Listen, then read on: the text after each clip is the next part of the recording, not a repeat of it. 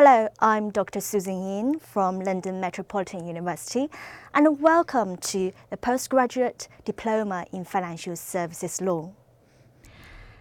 In this online lecture, I will briefly introduce you to the Postgraduate Diploma in Financial Services Law.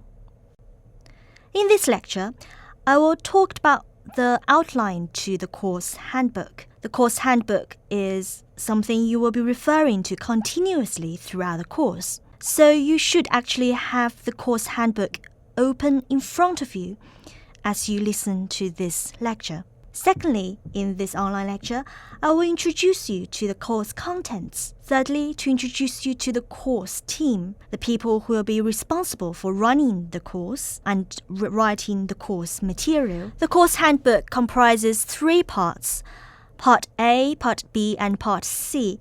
Part A contains the essential material of the course, for example, how the course is assessed, how many modules you need to take for the course, whom you should contact when you have any questions, etc. Part B of the handbook contains detailed information for each of the modules in the course. You need to read Part B in detail before you start each of the module, so you know what to expect when you are studying the module. Part C of the handbook contains the regulations from the London Metropolitan University. This is a distance learning course. As you know, at the end of the course, you will be awarded Postgraduate Diploma in Financial Services Law. The course begins on the 21st of September 2015 and it lasts 12 months. The program contains the following modules. Firstly, you are required to study the introductory module. In the introductory module, you'll be given a manual to read, and it contains the various aspects of the English legal system. For those students who have not studied law before, this introduction module will be key for you to understand the basics of the legal system in the UK. And for students who have a law background, it will refresh your minds about the basics of the legal system, which will also be useful. The assessment to the introduction module will not form part of your final marks, but you are still required to do the assessment nevertheless. The assessments from the 8 core modules and from 2 specialist modules, which you choose yourselves, will form part of your marks towards the postgraduate diploma. The 8 core modules listed on the slides are compulsory and must be studied. The 2 specialist modules you choose yourselves will also be required for your postgraduate diploma. You see the list of specialist modules contained in Part B of the handbook. You are required to submit a module choice form to Informa by 30th of October this year. And in the form, you are required to select 2 specialist modules of your first choice and 1 backup specialist module. So please note the deadline 30th of October for submitting the form. This course is assessed by a number of courseworks. The first coursework, Introductory Module coursework, assesses you on the information you have read from the introductory module. This coursework must be submitted to Informa by 30th of October 2015. The second coursework, which is coursework A, and the third coursework listed here, coursework B, will contain material dealing with each of the core modules. Coursework A contains material in the modules 1 to 4, so the first 4 core modules you'll study. Coursework A should be submitted by the 29th of February. Coursework B, which addresses the topics you have studied in topics 5 to 8 of the core modules. This coursework should be submitted by 27th of June next year. The last piece of coursework addresses the topics you have studied for your 2 specialist modules. So coursework S should be submitted by the 16th of September 2016.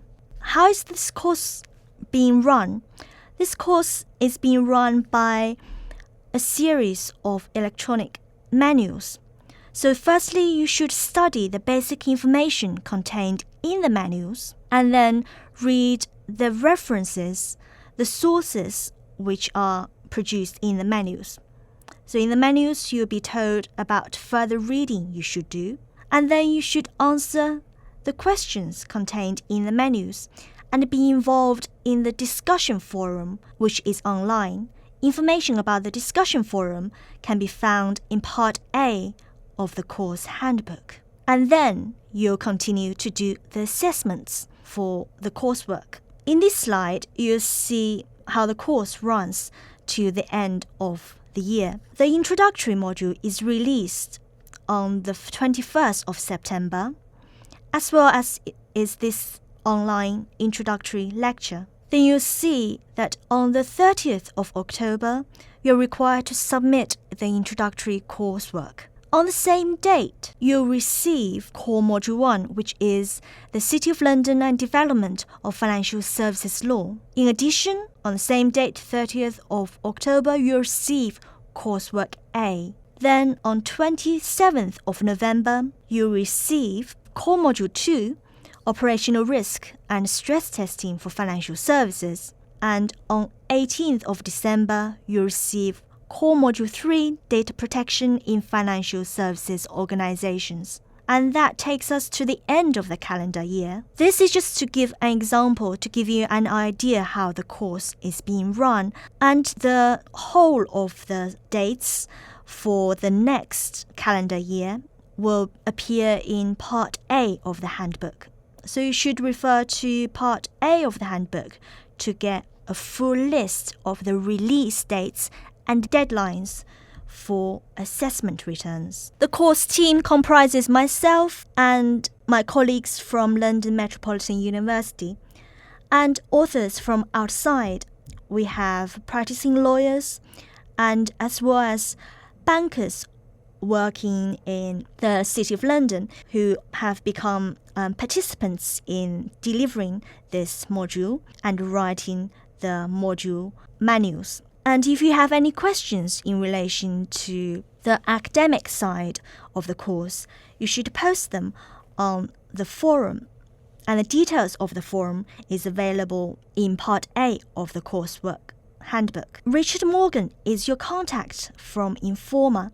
And for the rest of your questions, for example, questions relates to logistics, relates to administration, any personal issues that you may have, that you need to contact the course team, you should address to Richard. You should refer to the section, some questions and answers in Part A of the handbook to see the various persons you should contact if you have those particular questions and answers. Finally, I would just like to have a word about plagiarism. As this course is assessed by written assignments, it is essential that you abide by the plagiarism rules. The plagiarism rules are contained in Part C of the module handbook. You should read those rules in Part C in detail. In general, in your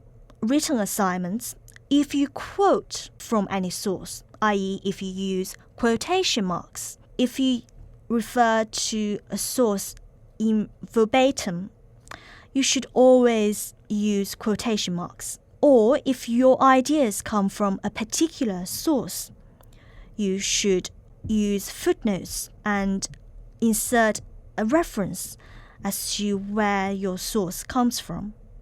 Otherwise, you'll be treated in academia as stealing other people's ideas. Therefore, please read Part C of the handbook and make sure that you do not infringe the plagiarism rules. Otherwise, your work will be marked 0. Well, that's it for the time being. Thank you for your time, and if you have any queries, please contact me via the forum, and I look forward to hearing from you. Enjoy the course. Bye-bye.